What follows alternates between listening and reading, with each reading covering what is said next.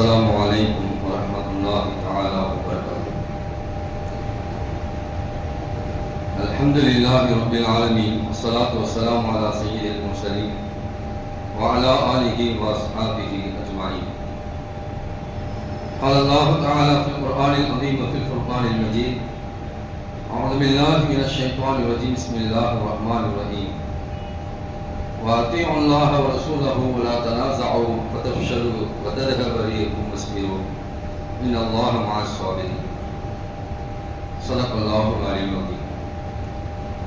புகழும் புகழ்ச்சியும் நம்ம எல்லாம் படைத்து பரிபாலித்துக் கொண்டிருக்கக்கூடிய எல்லாம் அல்ல இறைவனுக்கு உரித்தாகட்டுமாக. அவனுடைய திருத்தூதர் நம் ஆரின் தலைவர் கண்மணி நாயகம் ஸல்லல்லாஹு அலைஹி வஸல்லம் அவர்களின் மீதும் அவர்களின் வழி நடந்த உத்தம சத்திய சஹாபாக்கள், தாபிஈன்கள், தபா தாபிஈன்கள், சுஹதாக்கள், சாலிஹீன்கள், குறிப்பாக ஜும்மாவில் இங்கே ஒன்று கூடியிருக்கக்கூடிய நம் அத்தனை பேர்கள் மீதும் அல்லாஹ்வினுடைய சாந்தியும் சமாதானம் நிறைவாக உண்டாகட்டுமாக. ஆமீன். கண்ணியத்திற்கும் பெரும் மதிப்பிற்கும் உரிய அல்லாஹ்வின் நல்லடியார்களே, புனிதர்களே, சகோதரர்களே, இது தேர்தலுடைய நேரம். எங்கு பார்த்தாலும் தேர்தல் ஜுரம் பற்றி கொண்டிருக்கிறது.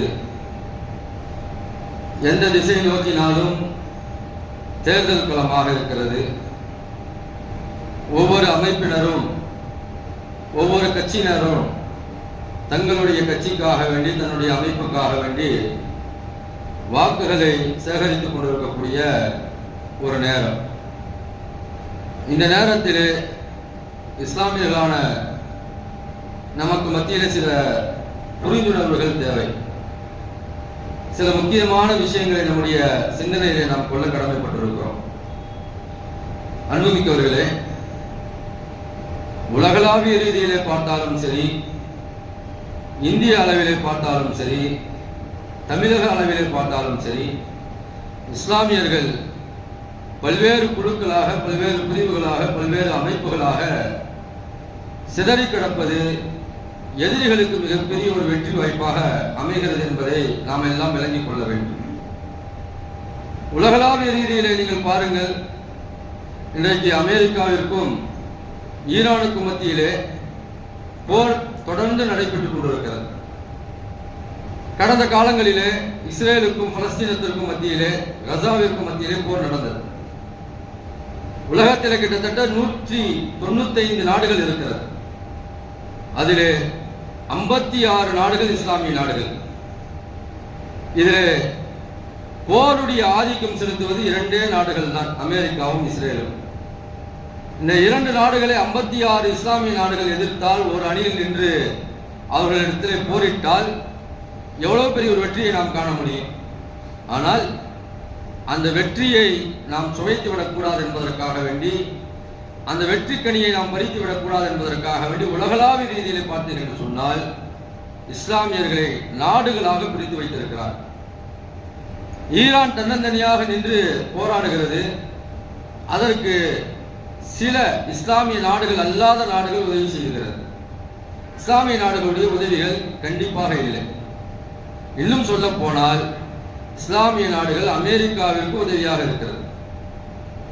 அதற்கு நிறைய அரசியல் காரணங்கள் இருக்கிறது. தங்களை அவர்கள் அடமானம் வைத்து, அடகு வைத்து, என்னென்னமோ செய்ய வேண்டுமோ அதையெல்லாம் செய்து அவர்கள் என்ன செய்கிறார்கள் என்று சொன்னால் அமெரிக்காவிற்கு அடிமையாக இருக்கிறார். அதனால் அவனை பார்த்து அஞ்சுகிறார்கள், அவனை பார்த்து பயப்படுகிறார்கள்.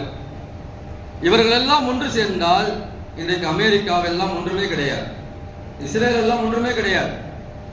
ஆனால் நாடுகள் பிரிந்திருப்பதால், இஸ்லாமிய மக்கள் பிரிந்திருப்பதால், இஸ்லாமிய நாடுகள் பிரிந்திருப்பதால் ஒவ்வொரு தடவையும் போர் வருகிறது.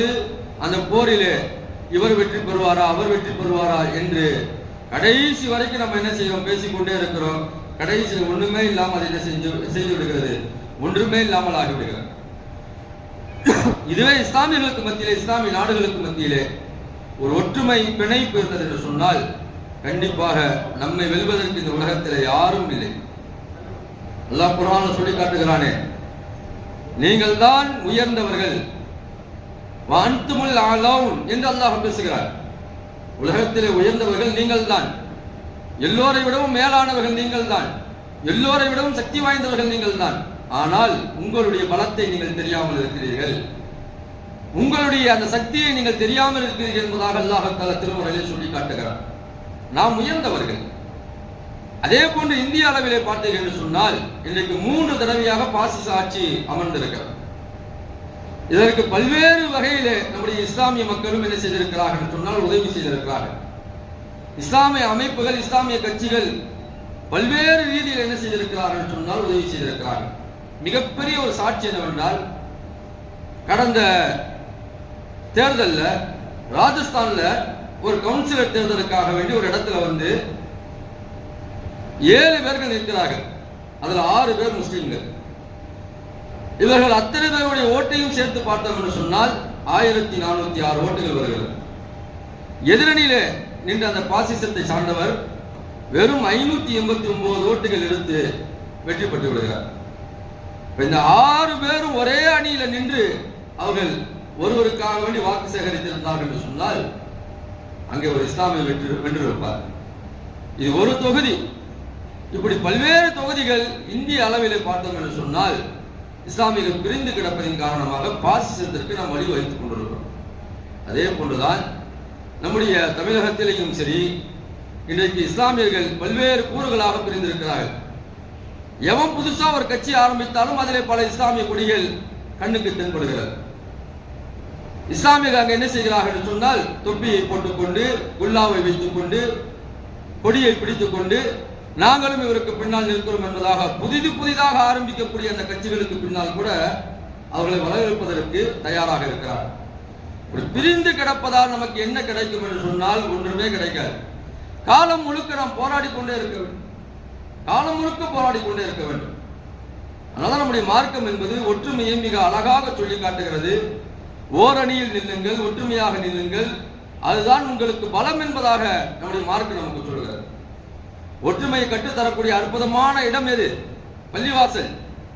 இந்த பள்ளிவாசலிலே இந்த இப்பொழுது வரிசையாக உட்கார்ந்து இருக்கிறோமே, இதிலே பணக்காரன் ஏழை என்ற வித்தியாசத்தோடு நாம் உட்கார்ந்து இருக்கிறோமா? அறிந்தவன் அறியாதவன் என்ற வித்தியாசத்தோடு நாம் உட்கார்ந்து இருக்கிறோமா? பணக்காரனுக்கு முதல் இடம், பணம் இல்லாதவர்களுக்கு பின்னால் இடம் என்றெல்லாம் இங்கே பள்ளிவாசலில் ஒதுக்கப்படுகிறதா? இல்லையே. மிகப்பெரிய பணக்காரர் வந்தாலும் ஏழை வந்தாலும் கூட இருவரும் சேர்ந்து அமர்ந்து தொழ வேண்டிய ஒரு இடம்தான் இந்த பள்ளிவாசல். ஒற்றுமை இந்த உலகத்திற்கு பறைசாற்றக்கூடிய, ஒற்றுமை இந்த உலகத்திற்கு கற்றுத்தரக்கூடிய அற்புதமான ஒரு இடமாக பள்ளிவாசல் இருக்கிறது. இங்கிருந்து நாம் ஒற்றுமையை கற்றுக்கொள்ள வேண்டும். இங்கிருந்து நாம் ஒற்றுமையை நாம் நம்முடைய கையில் எடுத்து செல்ல வேண்டும். ஆனால் இந்த சமுதாயம் இந்த ஒற்றுமையை பற்றி பேசுகிறது. எல்லோரும் ஒரு அணியிலே நின்றால் நாம் எல்லாம் வெற்றி பெற்று விடலாம் என்பதாக பேசுகிறது. ஆனால் அந்த ஒற்றுமையின் பக்கம் யாரும் வருவதில்லை. தேர்தல் வந்துவிட்டது என்று சொன்னால் அவர்களுக்கு பிடித்த கட்சி, அவர்களுக்கு பிடித்த ஆட்சியாளர், அவர்களுக்கு பிடித்த அந்த கட்சியாளர்களுக்கு பின்னால் என்ன செய்து விடுகிறார்கள் என்று சொன்னால் சென்று விடுகிறார்கள். கடைசியில் தேர்தல் முடிவு வந்துவிட்ட பிறகு அப்பவே சொன்னோம்ல, எல்லாரும் ஒன்று சேர்ந்திருந்தா நமக்கு பெரிய ஒரு இடம் கிடைச்சிருக்குமே என்றெல்லாம் பின்னால் பேசுவார்கள். ஏன் முன்னாலே யோசித்து எல்லா இஸ்லாமிய அமைப்புகளும் ஒன்று சேர்ந்து ஒரு அணியிலே நின்றோம் என்று சொன்னால் இன்றைக்கு நாம் தமிழகத்தில் கிட்டத்தட்ட ஓர் அணியிலே நின்று வாங்குகிறோம் என்று சொன்னால் 25 சீட்டுகளை நம்மால் பெற முடியும். கண்டிப்பாக பெற முடியும். அந்த அளவுக்கு நாம் சதவீத மக்களாக இருக்கிறோம். ஆனால் நாம் பிரிந்து கிடப்பது பல கட்சிகளுக்கு ஆதாயம். எல்லா கட்சிகளிலையும் இஸ்லாமியர்கள் இருக்கிறார்கள், எல்லா கட்சிகளிலையும் வேட்பாளர்கள் இருக்கிறார்கள்.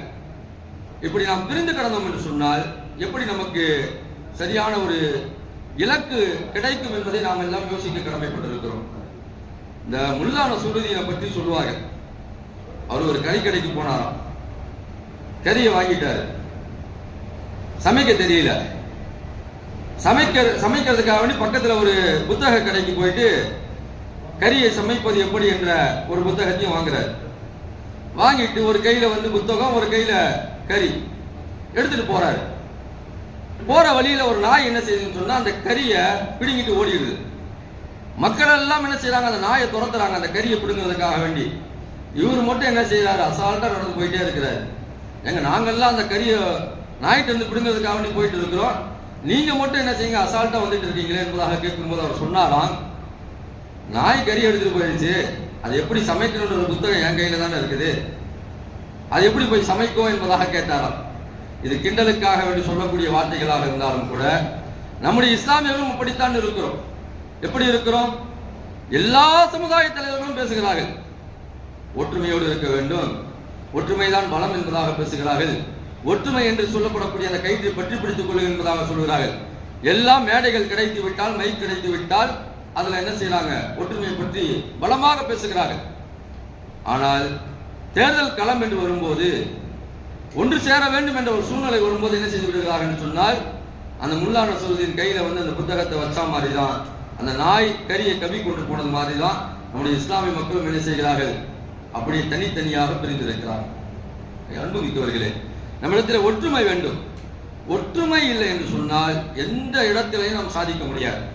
இன்றைக்கு சில அமைப்புகளை பார்க்கலாம், சில கட்சியினரை பார்க்கலாம், அவங்களுக்கு மத்தியில் எவ்வளவு பிளவுகள் இருந்தாலும், எவ்வளவு பிரச்சனைகள் இருக்கிறது, ஆனாலும் ஓர் அணியில நின்று தங்களுக்காக 8 சீட்டுகளை பெறுகிறார்கள், தங்களுக்காக 10 சீட்டுகளை பெறுகிறார்கள் என்று சொன்னால் தங்களுடைய பலத்தை அவர்கள் நிரூபிக்கிறார்கள், தங்களுடைய பலத்தை அவர்கள் காண்பிக்கிறார்கள்.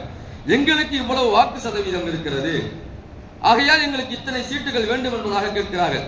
நீங்க நம்ம தனித்தனியா பிரிஞ்சு எனக்கு 2 கொடு, உனக்கு 2 வச்சுக்க, அவருக்கு 2 கொடுத்துரு, இவருக்கு 1 கொடுத்துரு என்று நாம் தனித்தனியாக பிரிந்து வாங்குவதை விட ஒட்டுமொத்த இஸ்லாமியர்களை முன்வைத்து நாங்கள் ஒட்டுமொத்த முஸ்லிம்களுக்கும் அத்தாரிட்டி என்பதாக ஒருவரை நாம் காண்பித்து அவருக்கு கீழே நீங்க சேர்க்கை பெற்று பாருங்கள். இதைதான் காகிதம் இல்லத்தை அவர்கள் செய்தார்கள்.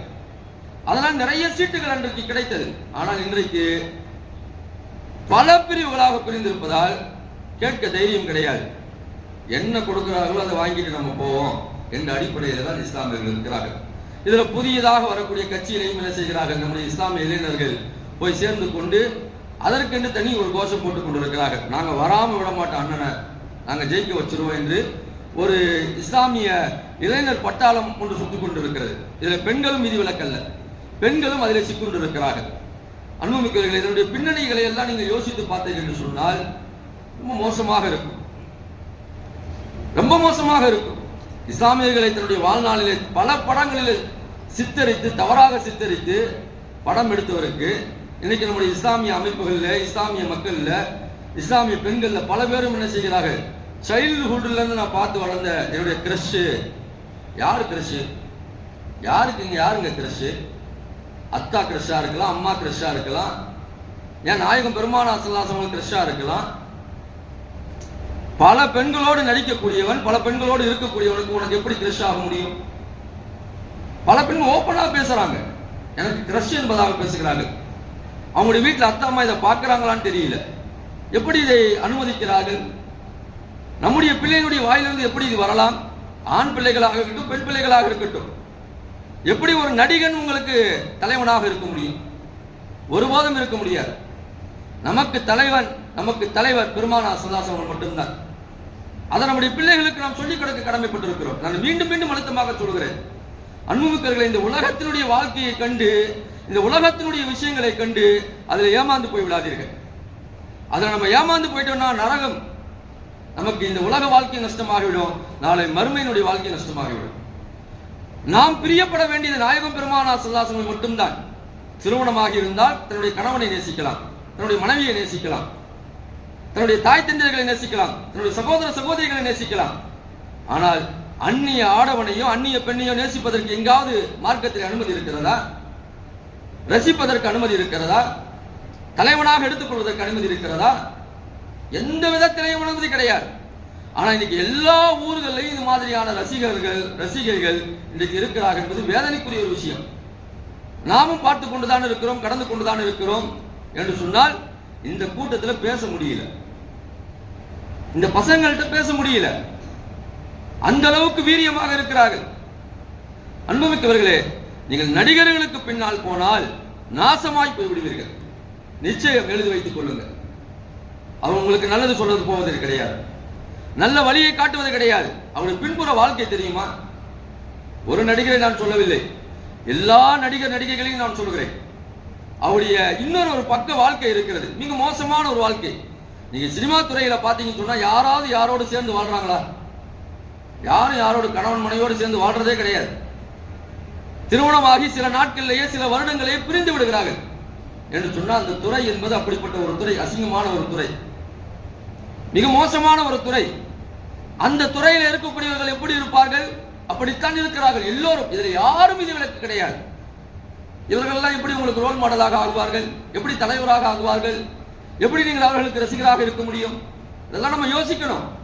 இதை யோசிக்காமல் நம்முடைய இளைஞர் பட்டாளம், இன்றைக்கு இருக்கக்கூடிய பெண்களுடைய பட்டாளம் அதற்கு பின்னால் செல்கிறது என்று சொன்னால் கேவலத்திலும் கேவலம், அசிங்கத்திலும் அசிங்கம். அழுகிறார்கள். என்னுடைய தலைவனை பார்க்க முடியல, 5 வேளை தொழ முடியலன்னு அழுதா பரவாயில்லை, ஹஜ்ஜுக்கு போக முடியலன்னு அழுதா பரவாயில்லை, என்னுடைய தலைவனை என்னால பார்க்க முடியலன்னு சொல்லிட்டு நீங்க அழுகிறீங்கன்னு சொன்னா இந்த கண்ணை நரகம் பொசுக்கும் கண்டிப்பாக. யாருக்குங்க அழுகிறது? நான் ரொம்ப நேரம் காத்துக்கிட்டு இருந்தேன், ரொம்ப நேரம் பார்த்துக்கிட்டு இருந்தேன், என்னால பார்க்க முடியல, என்ன அழுக? இப்படி என்றைக்காவது நீங்கள் தொழுகைக்காக வேண்டி காத்திருப்பீர்களா? என்றைக்காவது நீங்கள் ஹஜ்ஜுக்கு செல்ல வேண்டும் என்பதாக நினைத்திருப்பீர்களா? இதெல்லாம் நம்ம தட்டி கேட்க வேண்டும். நம்முடைய பிள்ளைகளுக்கு நாம் சொல்ல வேண்டும். நீங்க வெளியில போய் திருத்த வேண்டிய அவசியம் இல்லை. நம்முடைய வீட்டில் எத்தனையோ பேர்கள் இப்படி இருக்கிறார்கள், நம்முடைய குடும்பத்தில் இருக்கிறாங்க. நம்ம குடும்பத்தில் இருக்கக்கூடிய பிள்ளைகளுக்கு நீங்கள் சொல்லுங்கள், சினிமா என்பது மிக மோசமானது, சினிமா என்பது பைத்தியகரமானது, சினிமா என்பது அநாகரிகமானது, சினிமா என்பது ஆபத்தானது, அசிங்கமானது என்று சொல்லிக் கொடுங்க. எப்படி நீங்க ரசிகராக இருக்க முடியும்? எப்படி ஒரு நடிகையை நீங்கள் ரசிகராக தேர்ந்தெடுக்க முடியும்? ஒரு தலைவியாக தேர்ந்தெடுக்க முடியும், தலைவராக தேர்ந்தெடுக்க முடியும்? எந்த விதத்திலையும் தேர்ந்தெடுக்க முடியாது. அவருடைய இன்னொரு வாழ்க்கையை நீங்கள் பார்த்தீங்கன்னு சொன்னால் அசிங்கம் அசிங்கம் அசிங்கம், அதுதான் அவருடைய இன்னொரு வாழ்க்கை. இதெல்லாம் இப்படி தலைவராக ஆக முடியும்? இதெல்லாம் நம்முடைய பிள்ளைகளுக்கு நாம் சொல்லிக் கொடுக்க வேண்டும். அன்புமிக்க இன்னைக்கு காலம் போகக்கூடிய சூழ்நிலையில நம்ம எல்லோரும் ஒரு அணியில நின்று ஓர் இடத்திற்கு நம்முடைய வாக்குகளை ஒன்று சேர்த்தால்தான் நம்முடைய சமுதாயம் கண்டிப்பாக ஒரு பாதுகாப்பான ஒரு சூழ்நிலையை அடைய முடியும். அல்ஹம்துலில்லாஹ் கடந்த ஒரு 5 வருடங்களாக நாம் நிம்மதியாக இருக்கிறோம். இதற்கு முன்பாக நீங்கள் பாருங்கள், கொஞ்சம் நம்முடைய மக்கள் என்ன செய்றாங்க? சின்ன சின்ன விஷயத்தை பேசுறாங்க. கலெக்ஷனு, கரப்ஷனு, இது யார் வந்தாலும் இருக்கும். இதை நம்ம ஆதரித்து பேசவில்லை. எந்த ஆட்சியாளர்கள் வந்தாலும் இருக்கும். இதை யாராலும் தடுக்க முடியாது. இதை தடுக்கணும்னு சொன்னா அரசியல் சாசன சட்டத்தில் ஒரு சட்டத்தை கொண்டு வந்து அதை அமல்படுத்த வேண்டும். அப்படியெல்லாம் சட்டங்கள் இருக்கிறது, ஆனால் எதையும் அமல்படுத்துவது கிடையாது. யார் ஆட்சிக்கு வந்தாலும் இந்த சூழ்நிலை தான் தொடரும். ஆனால் சின்ன சின்ன விஷயங்களை நாம் பேசுகிறோம், பெரிதான ஆபத்துகளை நாம் பார்ப்பதில்லை. நீங்க கடந்த 5 வருடங்களுக்கு முன்பாக இருக்கக்கூடிய நிகழ்வுகளை எல்லாம் கொஞ்சம் பட்டியலிட்டு பாருங்க. மிக மோசமான சூழ்நிலைகளை நாம் பார்த்து வந்திருக்கிறோம். இன்றைக்கும் வடநாட்டிலே இஸ்லாமியர்கள் பசுவை வைத்திருந்தால், இஸ்லாமியர்கள் என்ற பெயரை ஒருவர் தாங்கியிருந்தார் என்று சொன்னால், தன்மையிலே கிடைத்தார் என்று சொன்னால் அவரை கொண்டு விடுகிறார்கள். நேற்றைய தினத்தில் கூட ஒரு வீடியோ காணொலி, நடு ரோட்ல வச்சு ஒருத்தவர் என்ன செய்யறான், ஒருத்தர் முஸ்லீம் என்ற பெயரினால் கழுத்து அறுத்துக் கொள்கிறார். வடநாட்டில் நடைபெறுகிறது. தொடர்ந்து இந்த அவலங்கள் நடைபெறுகிறது. இதெல்லாம் நம்முடைய இஸ்லாமியர்கள் பார்த்துக் கொண்டுதான் இருக்கிறோம், பார்க்காமல் இல்லை, எல்லாவற்றையும் நாம் பார்த்துக் கொண்டுதான் இருக்கிறோம். ஆனால் மீண்டும் மீண்டும் ஏதோ ஒரு மாயையில விழுந்து அந்த இடத்திலே நாம் அதிலிருந்து எழ முடியாமல் பல்வேறு பிரிவுகளாக நாம் பிரிந்திருக்கிறோம். அன்புமிக்கவர்களே, நாம் ஒரு அணியிலே நின்று நம்முடைய பலத்தை காட்டும் போதுதான் அது மிகப்பெரிய ஒரு பலமாக இருக்கும். பெருமானார் ஸல்லல்லாஹு அலைஹி வஸல்லம் ஒரு ஹதீஸ் சொன்னாங்க, ஒரு முஸ்லீம் 2 தடவை ஏமாற மாட்டான். ஒரு தடவை ஏமாந்துட்டானா இன்னொரு தடவை என்ன செய்ய மாட்டான், ஒரு முஸ்லீம் அந்த ஏமாற்றத்துக்கு போக மாட்டான். அந்த ஹதீஸ்ல ரசூலுல்லாஹ் இப்படி சொல்லுவாங்க, லா யல்தகுல் முஃமினு மின் உஜ்ரின் வாஹிதின் மர்ரத்தைன், ஒரு முஃமின் 2 தடவை ஒரு பந்துக்குள்ள கையை விட மாட்டான் என்று ரசூலுல்லாஹ் சொன்னாங்க. ஒரு தடவை ஒரு பந்துக்குள்ள கை விடுறாரு, ஏதோ பூச்சி கடிச்சிருச்சு, ஏதோ ஒரு தேள் கடிச்சிருச்சுன்னு சொன்னா திரும்ப அந்த பந்துக்குள்ள கை விடுவாரா? அத மாதிரி ஒரு முஸ்லீம் 2 தடவை ஏமாற மாட்டான் என்பதாக அருமை நாயகம் ஸல்லல்லாஹு அலைஹி வஸல்லம் சொன்னாங்க. ஏமாற்றம் என்பது எல்லோருடைய வாழ்க்கையிலும் இருக்கும். நம்பிக்கை தானே வாழ்க்கை. இவர் அதை செஞ்சிருவாரு, அதை கிழிச்சிருவாரு, அதை அப்படி பண்ணிடுவாரு, இப்படி பண்ணிடுவாரு, மலையை அப்படியே புரட்டி போட்டுருவாரு, இதெல்லாம் சொல்லுவாங்க. ஆரம்ப காலத்தில் நமக்கு இனிப்பாக தெரியும், ஆச்சரியமாக தெரியும். அவர் வந்துட்டாருன்னா தமிழ்நாட்டுடைய தலையெழுத்தையே மாற்றி அமைத்து விடுவார். இதெல்லாம் ரொம்ப புதுசா தெரியும், ரொம்ப ட்ரெண்டிங்கா தெரியும். ஆனால் எதுவும் நடக்க போவது கிடையாது. ரசூலுல்லாஹி ஸல்லல்லாஹு அலைஹி வஸல்லம் காலத்தில் நீங்க பாத்தீங்கன்னு சொன்னா அபு ஐஸா என்று சொல்லப்படக்கூடியவன் பத்ருடைய போர்ல சிக்கிக் கொள்கிறார். ரசூலுல்லாஹ் மக்கால இருக்கும்போது கவிதை எழுதி தவறுதவறாக பாடியவன், மிக மோசமான முறையிலே கவிதை எழுதியவன், பத்ருடைய போர்ல மாட்டிக்கிறான். பெருமானார் ஸல்லல்லாஹு அலைஹி வஸல்லம் என்ன செய்யறாங்க, அவனை பிடிச்சிடுறாங்க. பிடிச்சு வச்சிருக்கிறாங்க. அப்ப அவன் என்ன செய்யறான்னு சொன்னா ரசூலுல்லாஹ்ட்ட நடிச்சு, யார் ரசூலுல்லாஹ், நான் ரொம்ப எளியவன், ரொம்ப வறுமையானவன், எனக்கு பெண் குழந்தைகள் இருக்கிறது, என்னை விட்டுட்டீங்கன்னா நான் இனிமேல் உங்களை பத்தி நான் பேச மாட்டேன், உங்களை பத்தி கவிதை எழுத மாட்டேன், தவறா பேச மாட்டேன், என்னுடைய பிள்ளைகளை நான் பார்த்துக்கிட்டு அவங்களோட என்னுடைய வாழ்க்கையை நான் கழிச்சிருவேன்னு சொல்லும்போது ரசூலுல்லாஹ் எந்த அளவுக்கு இரக்கம் குணமுடையவர்கள் சொன்னால் அவனுடைய ஃபிதியா கூட வாங்கல.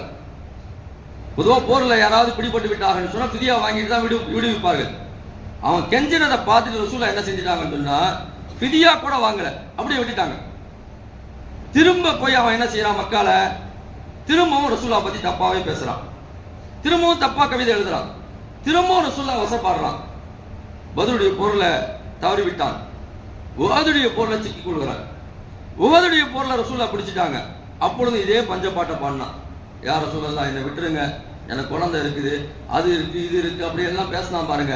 அப்பதான் ரசூலுல்லாஹ் இந்த ஹதீஸை சொன்னாங்க, லா யல்துல் முஃமினு மர்ரத்தைன், ஒரு முஃமின் 2 தடவை ஏமாற மாட்டான், ஒரே பந்தில 2 தடவை கையை விட மாட்டான் என்று ரசூலுல்லாஹி ஸல்லல்லாஹு அலைஹி வஸல்லம் சொன்னார். அன்னைக்கு அவனை விடல.